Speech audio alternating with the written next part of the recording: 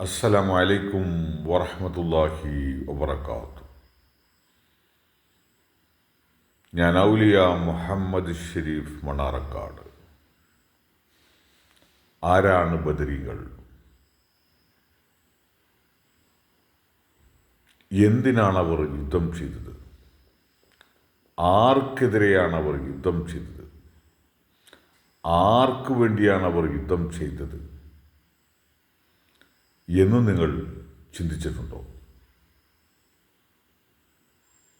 പ്രവാചകനായ മുഹമ്മദ് നബി മക്ക മുശ്രിക്കുകളായ തൻ്റെ സ്വന്തം കുടുംബവും മക്ക നിവാസികളും പ്രവാചകനെ യഥാർത്ഥ സത്യം അറിയിച്ചപ്പോൾ അതിനെതിരെ പ്രതികരിക്കുകയും പ്രവാചകനെ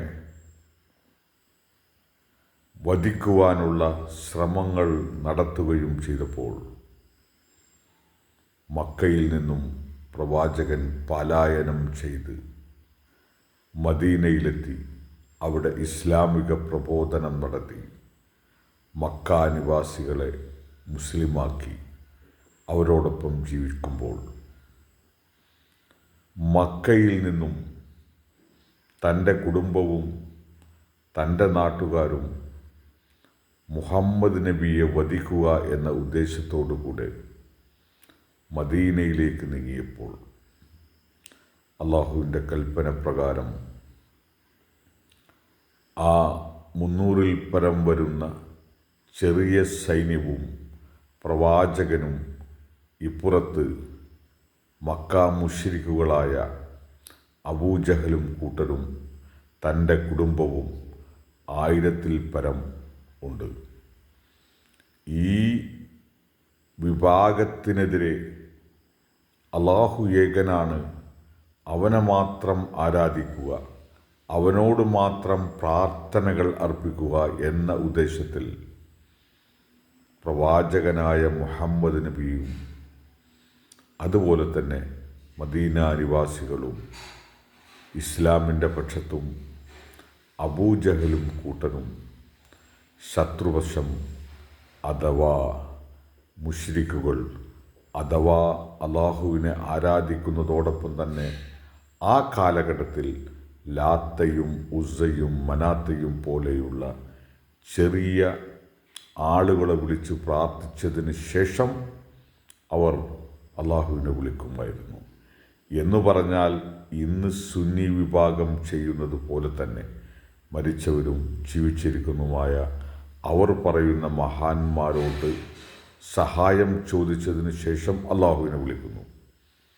ആ ഒരു വിഭാഗത്തിനെതിരെ യുദ്ധം നയിക്കുകയും അള്ളാഹു തന്നെ കൂടെ വന്നുകൊണ്ട് അവരെ സഹായിക്കുകയും ഈ 1000-ൽ പരം വരുന്ന വലിയ സൈന്യത്തോട് 300-ൽ പരം വരുന്ന ചെറിയ സൈന്യം വിജയിക്കുകയുമുണ്ടായി. ഇതാണ് ബദർ. ഇത് ഏകനായ അള്ളാഹുവിനെ വാഴ്ത്താൻ വേണ്ടി പ്രവാചകനായ മുഹമ്മദ് നബിയും കൂടെയുണ്ടായിരുന്നവരും ചെയ്ത കർമ്മമാണ്. അള്ളാഹുവിനെ ഉയർത്താൻ വേണ്ടിയാണ് ഈ ഒരു യുദ്ധമുണ്ടായത്. അതുകൊണ്ട് തന്നെ മുസ്ലിം സമൂഹമേ, സുന്നി സമൂഹമേ, മാറുക. നിങ്ങൾ ഇസ്ലാമിലേക്ക് വരിക. നിങ്ങൾ സമസ്തകളെ കൈവിടുക. നിങ്ങൾ സുന്നി വരിക. നിങ്ങൾ മുസ്ലിങ്ങളാകുക. ഇത്തരം നല്ല വശങ്ങൾ മനസ്സിലാക്കി നന്മയോടുകൂടെ സത്യത്തോടുകൂടെ നിങ്ങൾ മുന്നോട്ട് പോയാൽ നിങ്ങൾക്ക് ഈ ലോകവും ഉണ്ടാവും, നാളെ പാരത്രിക ലോകവും ഉണ്ടാവും. അല്ലായെങ്കിൽ നിങ്ങൾ നിങ്ങളുടെ സമ്പത്ത് കൊള്ളയടിക്കുന്ന മതനേതാക്കൾക്കും അതേപോലെ തന്നെ അധികാരത്തിനു വേണ്ടി എന്തും ചെയ്യാമെന്ന ധാരണയുള്ള മതനേതാക്കളെയും നിങ്ങൾ കൈവിടുക. അള്ളാഹു വിവേകവും ബുദ്ധിയും കാര്യശേഷിയുമുള്ള ഒരു സമൂഹമാക്കി മുസ്ലിം സമൂഹത്തെ മാറ്റട്ടെ. അതിന് നിങ്ങൾ പ്രയത്നിക്കുക. അൽഹംദുലില്ലാ, അൽഹംദുലില്ലാ, അൽഹംദുലില്ലാ.